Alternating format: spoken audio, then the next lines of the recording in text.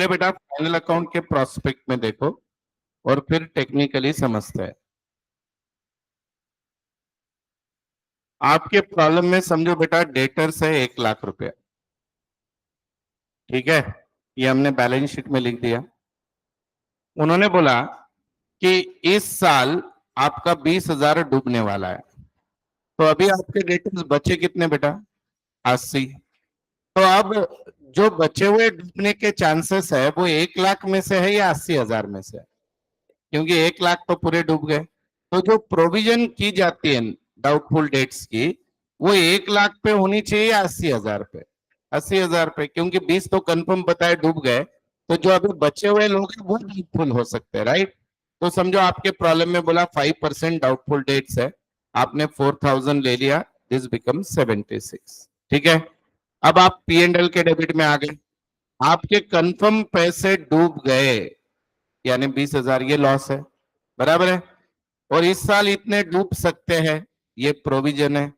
इसको हम कौन सी प्रोविजन बोलते हैं बेटा? न्यू प्रोविजन, इस साल की। तो ये हो गए 24। पर बेटा आपके प्रॉब्लम में ओल्ड प्रोविजन भी दिख रही है ट्रायल बैलेंस में। ओल्ड प्रोविजन यानी प्रोविजन का ओपनिंग बैलेंस। अब बेटा ओल्ड प्रोविजन का मतलब क्या होता है कि आपको पिछले साल लगे थे इतने डूबेंगे पर नहीं डूबे, तो वो क्या हो गया? कैंसिल हो गए। तो वो जनरली हम 11th-12th में यहां पे लिखते थे ओल्ड आरडीडी, बराबर कि नहीं? पर लॉजिकली इसको क्या करते हैं, यहां से क्या करते हैं? माइनस। तो वो माइनस करने के बाद आपका नेट लॉस कितना हो गया बेटा? 21। और ये जो इस साल की आरडीडी आई है, नहीं, ये आपकी नेक्स्ट ईयर जाती है, क्योंकि इस साल आपने डूबेंगे ऐसा समझ के बाजू में रख दिया। तो ये हो गई इस साल की न्यू, पर ये नेक्स्ट ईयर की क्या हो जाएगी? ओल्ड। ये ऐसे कंटिन्यूएशन में चलते रहता है। तो इसलिए कल जो हमने अकाउंट बनाया, तो क्लोजिंग बैलेंस को मैंने प्रोविजन फॉर डाउटफुल डेट्स का क्या लिखा? जो इस साल की आरडीडी थी उसको टू बैलेंस कैरी डाउन लिखा था कि नहीं? देखो आपने, हाँ या ना? देख लो ना, 70,000 को टू प्रोविजन फॉर डाउटफुल, देखो ना लिखा था कि नहीं है? देख लो कल के प्रॉब्लम में है। चलो अभी हम सॉल्व करते हैं नेक्स्ट वाला प्रॉब्लम। ये है इट इज बुकलेट नंबर 3। देखिए अभी ये करना है ना, ये एक्सप्लेन किया था कल, बराबर है? तो वापस से एक बार एक्सप्लेन कर देते हैं। तो बेटा इन्होंने हमको इस साल का प्रॉफिट ऑलरेडी देके रखा था। कितना प्रॉफिट हुआ है जरा पढ़ो बेटा, कितना देके रखा है? 18,30,000। ठीक है, ये प्रॉफिट आपको दिया हुआ है। चाहिए तो इसको हम 1830 को पकड़ लेंगे यहाँ पे, बाय नेट प्रॉफिट गिवन 1830। ठीक है, अब इधर ध्यान दो, यहाँ पे क्या हुआ है? ये नेट प्रॉफिट बनाते वक्त दो गलतियां हो गई। आउटस्टैंडिंग एक्सपेंसेस लेना भूल गए। तो आउटस्टैंडिंग एक्सपेंसेस एक्सपेंसेस में ऐड होता है या लेस होता है बेटा? ऐड होता है। तो ऐड होने से हमारा प्रॉफिट बढ़ेगा या कम होगा? कम होगा। तो मैं इधर लिखूंगा, तो आउटस्टैंडिंग एक्सपेंसेस 180, राइट? फिर इन्होंने क्या बोला कि ये पी एंड एल बनाते वक्त प्रीपेड इंश्योरेंस भी लेना भूल गए। तो प्रीपेड इंश्योरेंस से एक्सपेंसेस बढ़ता है या कम होता है? क्योंकि प्रीपेड इंश्योरेंस इंश्योरेंस में से माइनस होता है। इंश्योरेंस क्या है? खर्चा है। तो खर्चा कम होता है तो हमारा प्रॉफिट बढ़ेगा या कम होगा? तो इसको इधर लिखने का, बाय प्रीपेड इंश्योरेंस। अब ये दोनों एडजस्टमेंट करने के बाद कितना बेटा? Prepaid insurance 20। जो प्रॉफिट आएगा वो आपका रियल वाला प्रॉफिट। इधर लिख दिया मैंने 1850, इधर लिख दिया 1850। तो नेट प्रॉफिट कितना आ गया बोलो? रेक्टिफाइड प्रॉफिट बोलो कितना? 180 माइनस करो। अरे बेटा वो 180 है, 1850 में से 180 माइनस करो, 1670 है। 1670 आ गया? अरे बोलो, 1670 आ गया। अब आपको रिवाइज्ड बैलेंस शीट बनानी है, सब लोग ध्यान दो। अब देखो यहाँ पे कैपिटल दिख रहा है सबको, ठीक है क्या? तो वो कैपिटल को पहले इधर लिखने का, 50 लाख लिख दिया। कैपिटल में क्या ऐड होता है बेटा? प्रॉफिट। नेट प्रॉफिट कितना है बोलो? 16,70,000। ठीक है, यहां तक हो गया। मैंने कल क्या बोला था बेटा, इस बैलेंस शीट के कौन से आइटम कैरी फॉरवर्ड होंगे? अरे कौन से होते हैं? जो कैपिटल होते हैं, फिक्स होते हैं। तो इधर लाइबिलिटी साइड का फिक्स आइटम कौन सा है? कैपिटल। और एसेट साइड के फिक्स आइटम बोलो, प्लांट एंड मशीनरी और फर्नीचर। तो अभी मैं प्लांट को लिखूंगा इनर कॉलम में। कितना है बेटा प्लांट? 30 लाख। लिख दिया 30 लाख। उस पे क्या बोला है उन्होंने हमको? डेप्रिशिएट 10%। तो लेस डेप्रिसिएशन 10%। बोलो बेटा कितना? 3 लाख। अब आप मुझे ये बोल सकते हैं सर इसका दूसरा इफेक्ट ऑलरेडी पीएनएल में हो चुका है, उन्होंने अपने को प्रॉफिट सब करके दिया था ना, खाली दो गलतियां बताई थी, ठीक है। उसके बाद दूसरा फिक्स आइटम कौन सा है बेटा? फर्नीचर। फर्नीचर पे डेप्रिसिएशन कितना बोला है? 5%। तो फर्नीचर कितने का है क्वेश्चन में? 3 लाख। 5% डेप्रिसिएशन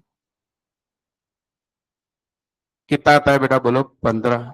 तो 3 लाख में से 15 गया, बोलो 285।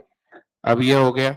अब ये जितने भी बचे हुए आइटम्स है ये आपको नीचे से पता चलेगी, यहां से अभी देखते जाओ।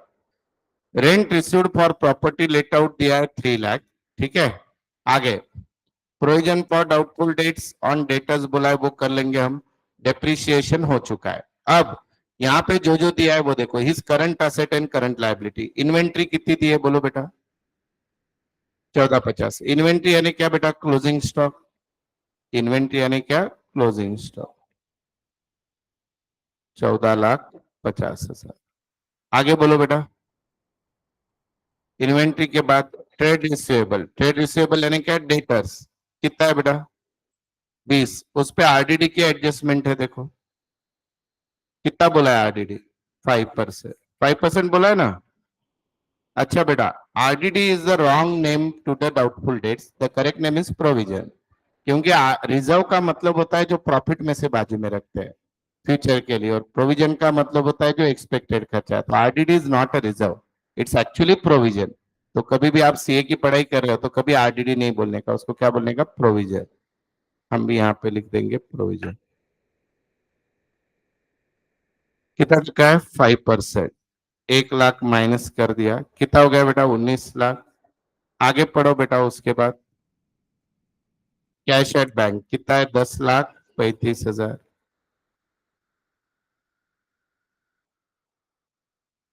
उसके बाद बेटा बोलो नेक्स्ट। ट्रेड रिसीवेबल नहीं, सॉरी, ट्रेड पेएबल 11,40,000। उसके अलावा अभी जो मैंने ऊपर एडजस्टमेंट की थी वो वाले आइटम देखने हैं। कौन से बेटा? ये दो इधर गए। आउटस्टैंडिंग एक्सपेंसेस क्या रहेगा? लाइबिलिटी। और प्रीपेड इंश्योरेंस क्या रहेगा? एसेट। तो वो लिख देने का। आउटस्टैंडिंग एक्सपेंसेस कितने थे बेटा? 18 नहीं थे रे बेटा, 180। सुबह से 18 ही पढ़ रहे हो गधे के वैसे। प्रीपेड इंश्योरेंस कितना है बेटा? 20। हो गया। एक बार प्रॉब्लम को अच्छी तरह से पढ़ लो।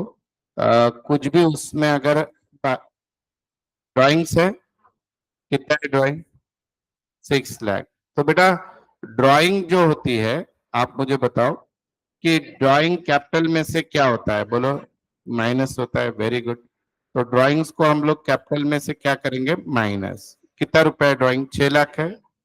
चलो, ड्राइंग विल बी माइनस। कुछ रह गया क्या? खाली देखने दो। आप प्रॉब्लम में ढूंढो बेटा, कुछ रह गया क्या प्लीज?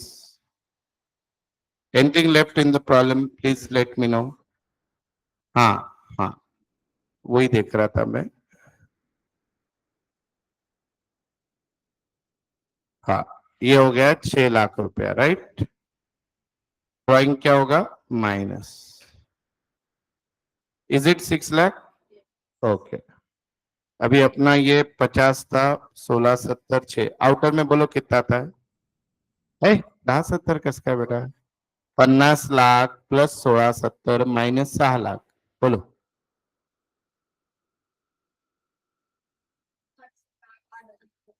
जीरो गायब कर रहे हो सुबह से। 60,70,000। ये बराबर है। ये बराबर है। अभी एसेट कितना है बोलो? प्लान कितना है? 27। और फर्नीचर 285 बराबर है। हाँ। एक मिनट बेटा। हाँ, इन्वेंट्रीज कितना है?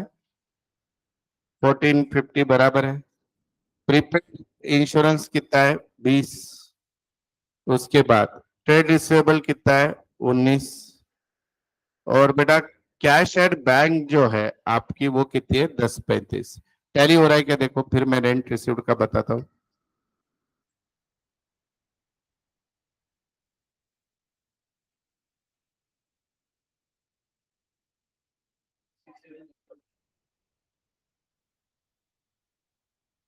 जीरो बराबर लो भाई पब्लिक। होता है? हो रहा है कि नहीं हो रहा है? बोलो। हो रहा है? 7। हाँ। अब मेरा प्रश्न ये है कि सर, बोलो आप पूछो फिर मैं बोलता हूँ। ये क्यों नहीं लिया रेंट रिसीव्ड? अब मुझे बताओ, रेंट रिसीव्ड जो प्रॉपर्टी लेट आउट है वो उसकी इनकम होगी। वो इनकम उसने ऑलरेडी पी एंड एल में ले लिया होगा। हाँ है ना? उन्होंने ऐसे कुछ बोला क्या कि रेंट रिसीव्ड वहां पर रिकॉर्ड नहीं किया? अगर वैसे बोलता तो हम पी एंड एल के कहां पे लिखते? क्रेडिट में। या फिर ये उसकी पर्सनल प्रॉपर्टी का रेंट बिजनेस में आता तो कैपिटल में ऐड कर लेते। पर ऐसे कुछ भी नहीं बोला है। उन्होंने बोला है कि ये क्या कि इतने सारे खर्चे करने के बाद, इनकम करने के बाद ये पी एंड एल है, तो इनका सिर्फ एक ही इफेक्ट देना था। कितना इफेक्ट देना था? एक। इसका दे दी, इसका देने की जरूरत नहीं क्योंकि उतनी कैश आ गई होंगी। अगर ये आउटस्टैंडिंग है बोलता, इनकम आउटस्टैंडिंग है बोलता, तो इसको मैं कहां पे लिखता? पी एंड एल क्रेडिट और एसेट। पर ऐसे बोला है क्या? नहीं। ठीक है, तो नो इफेक्ट लिख लो।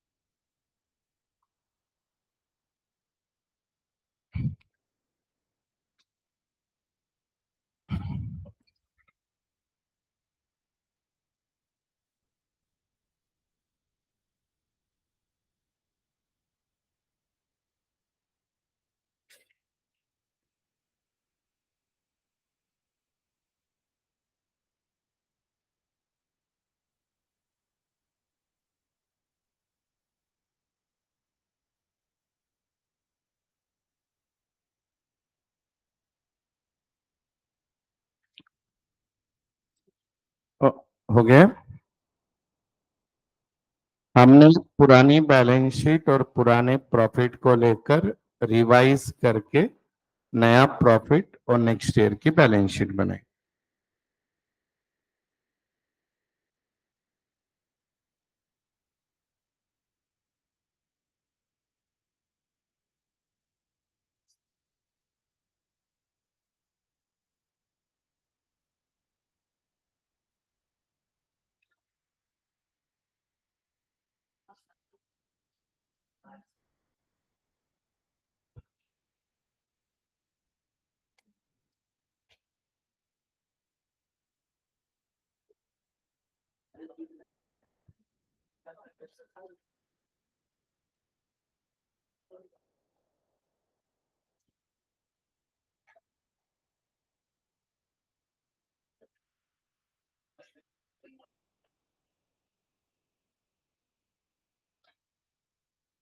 लिख दी। कुछ भी नहीं समझ में आया तो पूछ लो।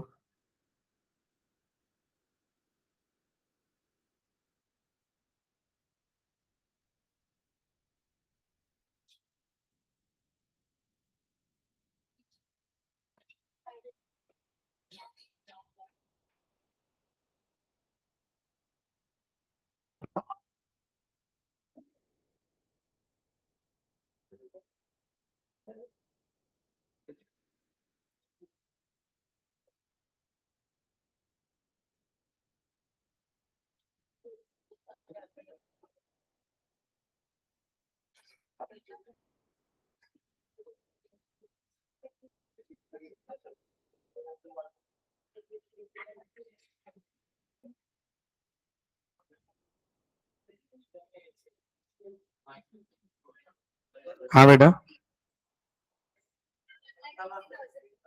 हाँ 180 है ना। अच्छा म्हणून तुमचा घोळ होत होता का? कुठे 18 लाख ले रे? वरती का? तो कम्प्युटरचा फॉल्ट। 180 है बेटा। Really sorry.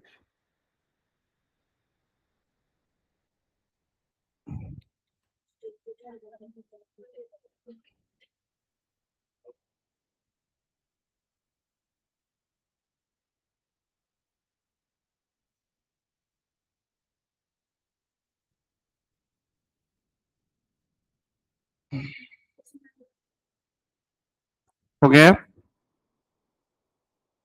अब बेटा हमको जो है एकदम फाइनल अकाउंट टाइप के इजी इजी प्रॉब्लम करने हैं। देखते हैं नेक्स्ट। देखो सब लोग, ये हो गया। ऑनलाइन वालों लिख लिया क्या आपने?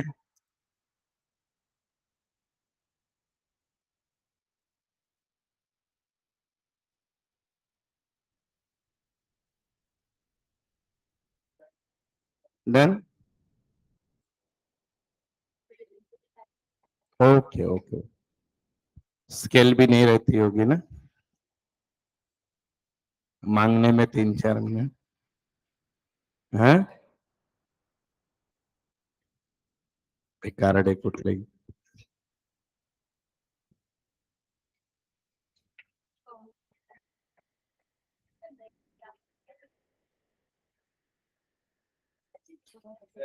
हम्म। आज देणार होते सर। मी टाकतो मेसेज काय झालं.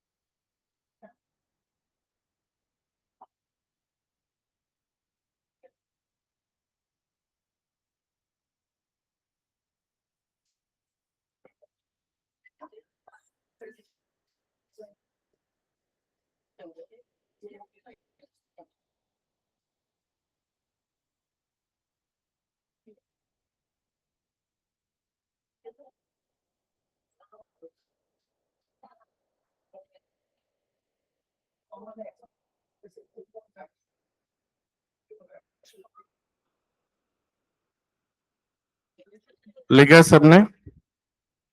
लिखा क्या? चलो नेक्स्ट प्रॉब्लम।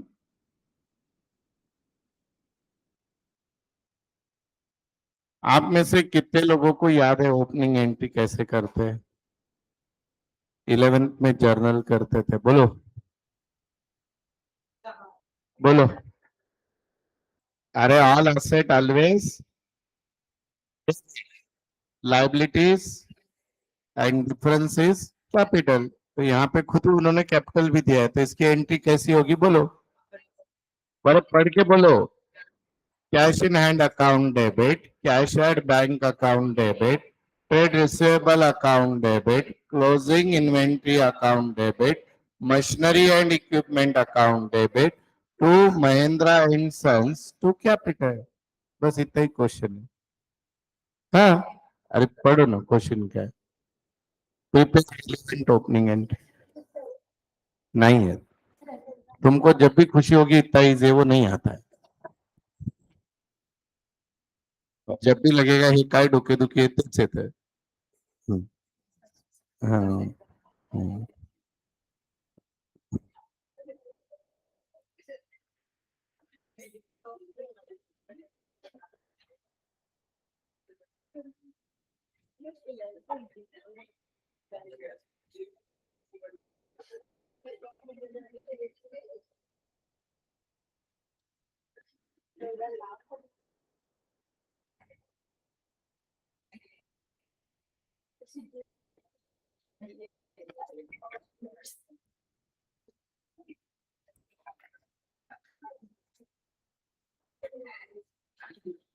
वर्ल्ड कप चालू होतं ना, इंडियाची मॅच आहे आज. आज आहे ना, रात्री का 8 वाजता. आता आयर्लंड मध्ये काय भविष्य, एक भविष्यवाणी होऊ शकते पाऊस पडेल.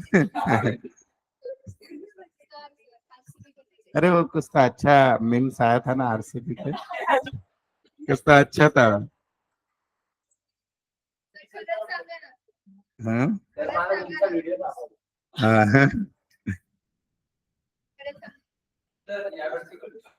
हाँ, नाही रे इंडिया फालतू आहे टीम. ऑस्ट्रेलिया किंवा पाकिस्तान ऑल्सो व्हेरी गुड. अरे बॉलिंग पिचेस आहेत सगळ्या मस्त, म्हणजे स्विंग वगैरे किती चांगलं होतं. सो पाकिस्तान वर्ल्डचा सगळ्यात बेस्ट अटॅक आहे सध्या पाकिस्तानकडे बॉलिंग.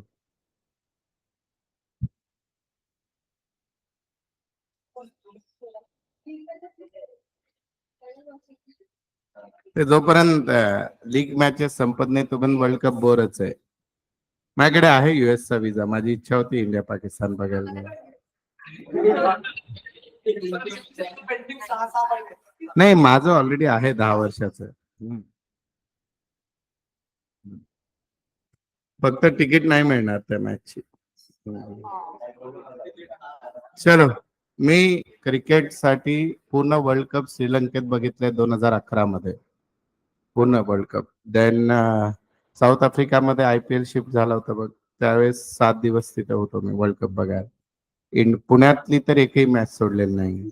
मुंबईमध्ये बघितलेली, Hyderabad, Chennai, Nagpur, maximum matches stadium मध्ये. चलो आगे next problem.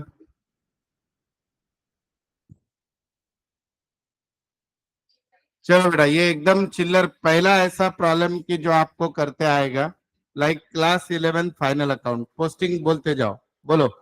Capital, liability, purchase, trading debit, sales. फिर बेटा opening stock, trading debit, trade receivable यानी 90,000 क्या है, डेटर्स, बोलो. असेट, ट्रेड पेबल यानी लाइबिलिटी. फिर बेटा 14% बैंक लोन, बोलो. उस पे हिडन एडजस्टमेंट होगी क्या?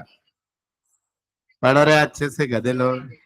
ईयर एंड पे लोन लिया है तो बैच की एंट्री नहीं होगी बेटा. अगर साल के शुरुआत में लेते तो बैच लगता. So there is no hidden entry of interest. कितना अच्छा इंस्टीट्यूट. देन ओवरड्राफ्ट, बोलो. लाइबिलिटी। फिर उसके बाद सैलरी, एडवर्टीजमेंट, अदर एक्सपेंसेस। 40,000 जो रिटर्न है डेबिट वाला, वो किस में से माइनस होगा? सेल। और बेटा इधर वाला जो 30 है वो परचेज। फर्नीचर बोलो, बिल्डिंग बोलो, कैश एट हैंड बोलो। अब आ गया है दिल का जोश सब उड़ाने वाला, क्या आ गया है? जीएसटी। तो जीएसटी का कोई टेंशन लेने का नहीं। बताता हूँ क्या करना है। दो इनपुट है और एक आउटपुट है, दिखा क्या आपको? हाँ। और उसके अलावा नीचे क्या दिया है बेटा? Closing stock. क्लोजिंग स्टॉक के दो इफेक्ट बोलो सब लोग। एसेट और ट्रेडिंग क्रेडिट। अब आप मुझे बताओ बेटा, ये प्रॉब्लम और 11 के फाइनल अकाउंट में कुछ तो भी फर्क है क्या एक्सेप्ट जीएसटी? तो अभी हमारे मन में आता है कि जीएसटी को करना क्या है, बराबर है बेटा? तो जो भी प्रॉब्लम में आपको जीएसटी दिया है, इसके बाद भी हर प्रॉब्लम में जीएसटी आने वाला है और वो कंटिन्यूअसली आएगा। तो जीएसटी का जो इम्पैक्ट होता है, जो भी जीएसटी आपको आउटपुट बोल दो, जो बड़ा दिख रहा है, इनपुट कितना है बोलो बेटा? 9,000 और 9,000 कितना हो गया वो? और ये वाला कितना है बोलो? 15। 18 और 15 दिख रहा है? एक ही सेकंड, उसको बैलेंस शीट में लिखते हैं। 18 और 15 यानी 3,000 न रे। टड़क टड़क डरक डरक डरक, हाँ। हम्म। तो जो भी जीएसटी का नेट इफेक्ट है बेटा, वो बैलेंस शीट में देने का। यानी कैसे? ये डेबिट का कितना है बेटा? 18। क्रेडिट का कितना है? 15। इसका मतलब बेटा अपन ने क्रेडिट लिया 18 का और गवर्नमेंट को देना लगता है 15। तो गवर्नमेंट से आना है, कितना आना है? 3,000। तो उसको आना है तो कहाँ पे लिखोगे? एसेट। तो एसेट में लिखने का इनपुट क्या लिखोगे? इनपुट। और इनपुट क्या लिखोगे वो भी बोल देता हूँ। अभी वो 9,918,000 है, बराबर है? 18 में से 15 चला गया, तो इनपुट आईएससी जीएसटी लिख देना 3,000। बोल तो होता क्या है, पहले सीजीएसटी एडजस्ट होता है लॉ में। तो 15 में से 9 गया, कितना बच गया? 6। और 6 में से 9 गया +3, जान दो कुछ भी नहीं। जीएसटी एसेट में आएगा 3,000, ये समझा क्या आपको? कैसा होगा बोलो? डेबिट का टोटल कितना है जीएसटी का? 18। क्रेडिट का कितना है? 15। बोलो बेटा, डेबिट बढ़ा है या क्रेडिट? डेबिट। कितने से बढ़ा है? 3,000। तो जीएसटी का नेट बैलेंस डेबिट हुआ कि नहीं? अब डेबिट बैलेंस को एसेट बोलते हैं, लाइबिलिटी। तो इसलिए वो एसेट में आएगा। समझ में आ गया? हाँ, अब उसका नाम रहेगा इनपुट है जीएसटी। नाम क्या रहेगा? एजीएसटी, नहीं तो input GST best. What is the name? Input GST. No C, no I, no S, only GST. कितना रुपए? 3,000। हाँ। हाँ, प्रॉब्लेम मध्ये दिलंय त्यांनी, म्हणजे दोन्ही बोथ बिलोंग्स टू गव्हर्नमेंट. तर आपण ते ऍडजस्ट करतो, त्याला सेट ऑफ म्हणतात. मैंने आपको याद है जीएसटी की एंट्री के समय बताया था, आपने 1,000 रुपए का कैलसी लाया, उस पे 100 रुपया जीएसटी भरा, तो ये इनपुट हो गया। अब ये कैलसी बेच दिया 1,500 में, उस पे आउटपुट 150 कलेक्ट किया, तो गवर्नमेंट को कितना भरोगे? 50। वो भरने वाला हो गया। अभी उल्टा हो गया, 1,500 में लाया और 1,000 में बेच दिया। तो आपने इनपुट कितना भरा? 150। आउटपुट कितना है? 100। तो आप 50 गवर्नमेंट को देना लगते हो, ऐसा। ठीक है, गवर्नमेंट अपने को देना लगती है। ठीक है, वैसे इन्होंने परचेज ज्यादा किया, सेल कम। इन शॉर्ट जीएसटी को क्या करना है? जो बैलेंस डिफरेंस आता है पहले वो निकालने का। डेबिट का कितना है टोटल जीएसटी का? 18। क्रेडिट का कितना है? 15। तो कितना बचा बेटा? कौन सा बड़ा है? डेबिट। तो वो कहां पे जाएगा? बस करो फास्ट। पहला फाइनल अकाउंट का प्रॉब्लम।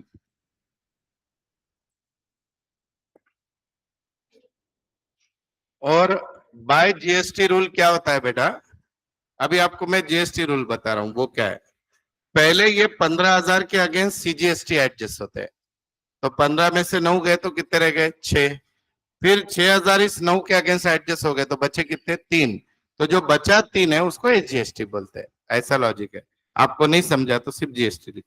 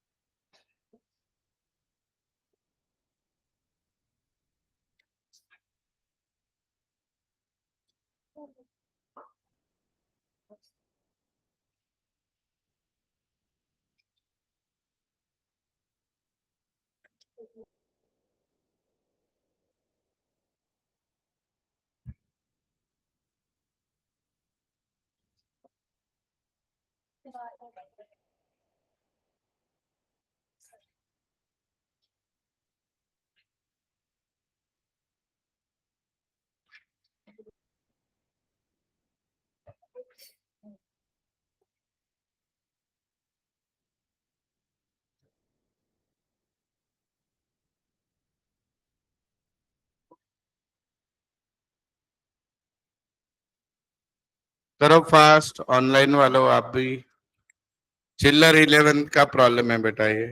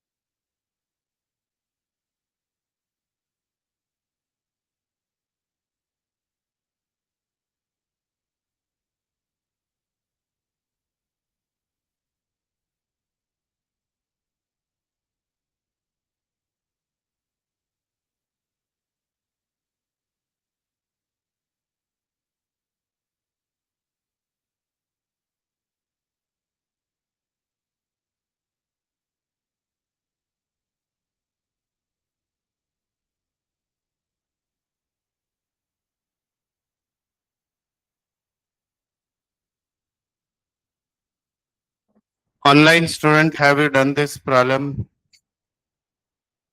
जीएसटी छोड़ के इस प्रॉब्लम की औकात क्लास 11 से ज्यादा कुछ भी नहीं।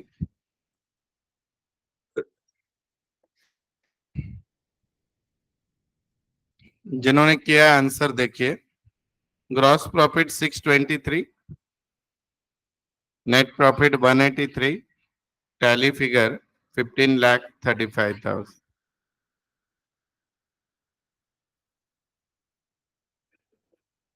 ठीक है, चलो बेटा नेक्स्ट प्रॉब्लम देखिए। सेम ऐसा ही है, टुडेज लास्ट प्रॉब्लम। एकदम अच्छे से करना है, फिर हमारी गाड़ी डायरेक्ट नेक्स्ट गियर में जाएगी। इसमें भी जीएसटी इंटरेस्टिंग है। तैयार हो सब लोग? चलो देखिए अभी। बोलो बेटा, कैपिटल। अरे दो ना answer. Sales, purchase, opening inventory, freight inward यानी carriage inward, salary, other administrative expenses, P and L debit, furniture, trade receivable, trade payable, return. ये 20,000 किसमें से माइनस होगा? सेल्स। और ये बेटा परचेस। डिस्काउंट डेबिट वाला P and L debit, discount credit वाला P and L credit. Next बेटा bad debts, P and L debit.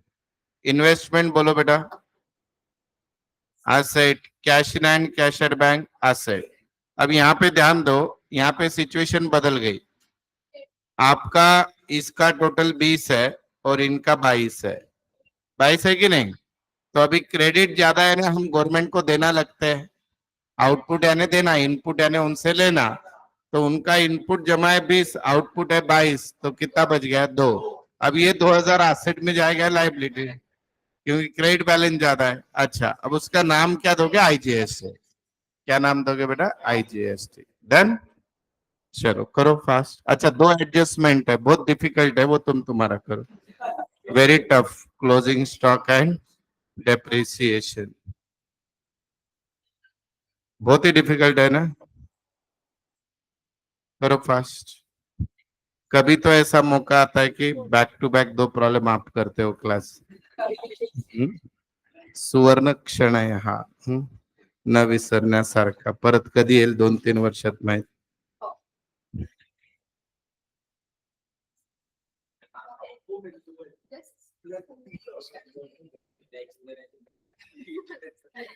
काय झालं बच्चा? एक्सप्लेनेशन पाहिजे, गोल्डन मोमेंट बेटा. हम्म. सोने का समय मत बोल, वो नींद लेगी.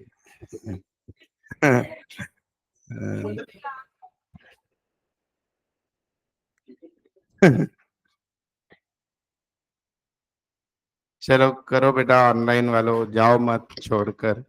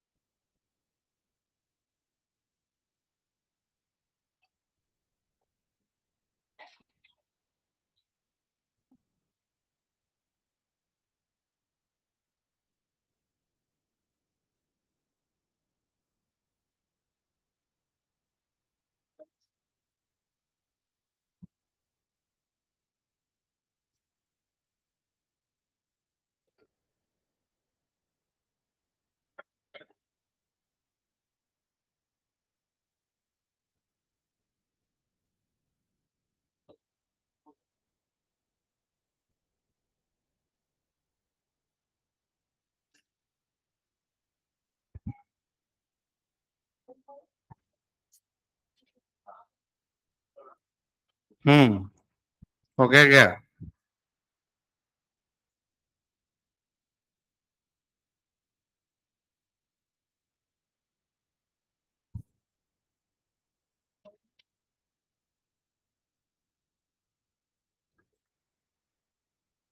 काय झालं रे?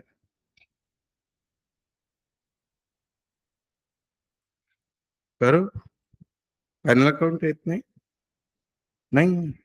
का बरं? सायन्स होतं तुझं? अरे बापरे, सांगायचं ना. बेसिक बघितलं याचे लेक्चर्स?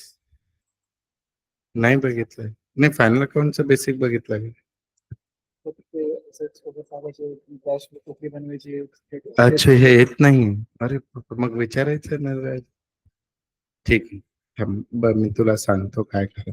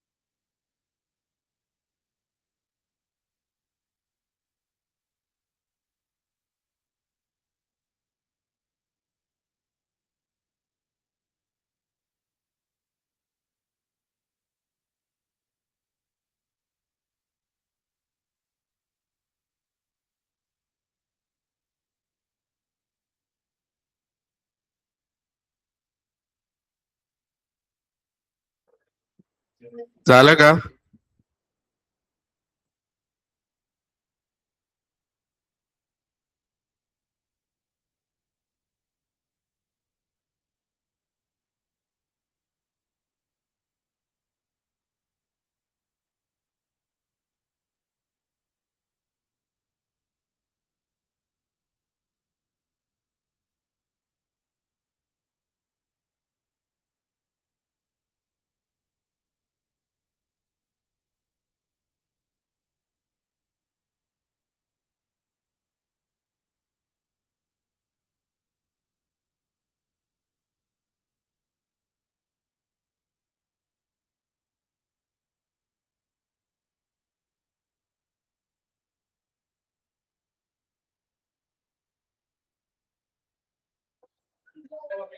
हॅलो. ए, झालं का बाबा? एकच मिनिट.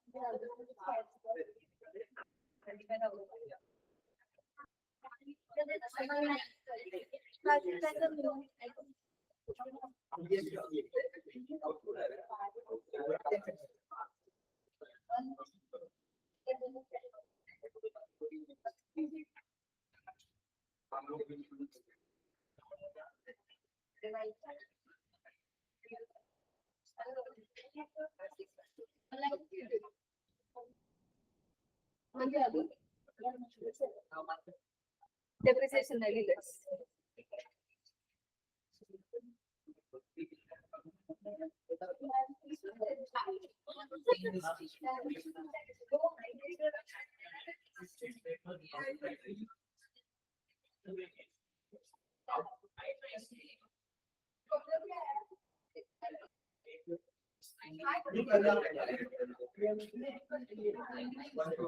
हुआ क्या? ओए पब्लिक,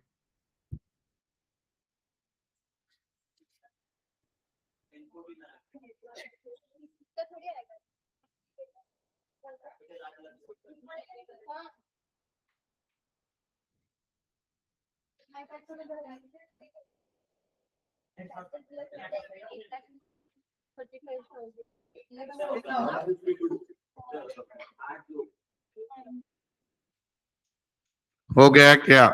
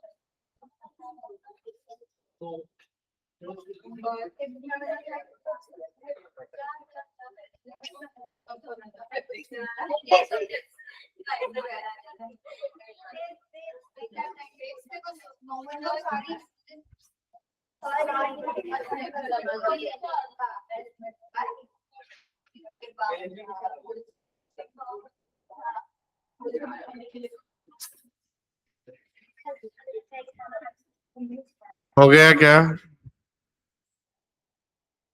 बोलो बेटा, जीपी कितना निकाला?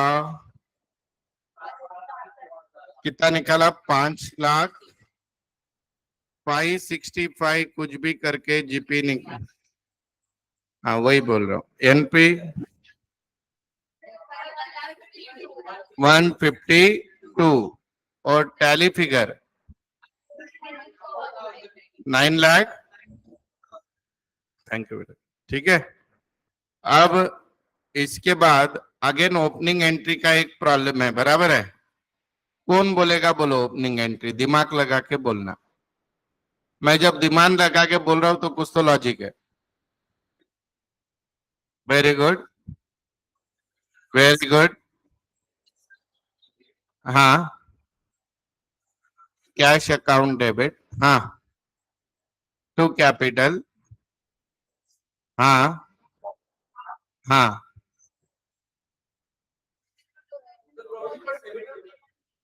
बोलो। अरे बेटा, जब आप डेटर्स डेबिट कर रहे थे तो ये डेबिट होगा, और ये provision is always a credit balance, asset में से माइनस हुआ है ना क्रेडिट बैलेंस, तो वो क्या होता है क्रेडिट। तो एंट्री ऐसी होगी, fix asset account debit, inventory account debit, trade receivable account debit 188, cash account debit, to capital, to trade payable, to bank overdraft, to provision. कर लो। Provision is at asset side minus, तो वो credit balance है बेटा, ठीक है।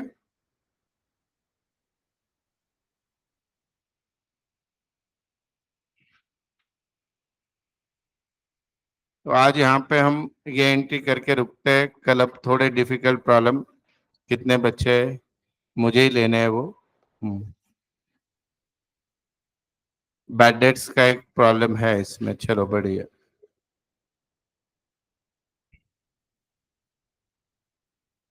ये सब लिख के दिया है तुमको।